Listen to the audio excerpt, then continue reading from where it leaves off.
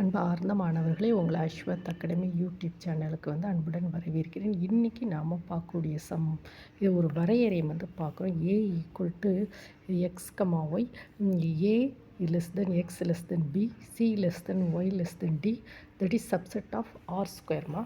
இதில் நம்ம எஃப் ஒரு function A goes to R மற்றும் X not Y not belongs to A என்க. இப்போ இந்த ப்ராப்ளத்துக்கு இதுதாம்மா ஃபார்முலா.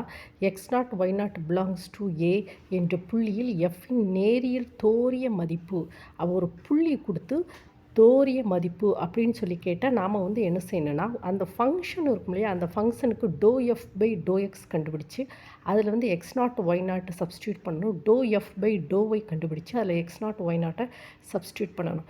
எஃப்பின் வகையீடுன்னு கேட்டான்னு வைங்களேன், அதாவது தோரிய மதிப்பு வகையீடுனா என்னது? Do F by to X.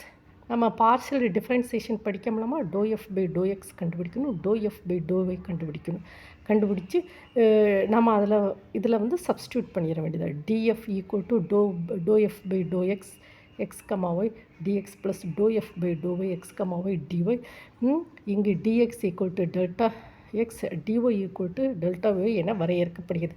இதில் இதுவும் ஒரு formula, L of x comma y df. இந்த ரெண்டு ஃபார்முலாவை நம்ம மனப்பாடம் பண்ணி வச்சுக்கணுமா. இதை ஃபாலோ பண்ணி நாம் ப்ராப்ளம்ஸ்லாம் இந்த எக்ஸசைஸ் 8.5 எல்லாம் நம்ம போடுவோமா. ஓகேவாம்மா? Thank you students.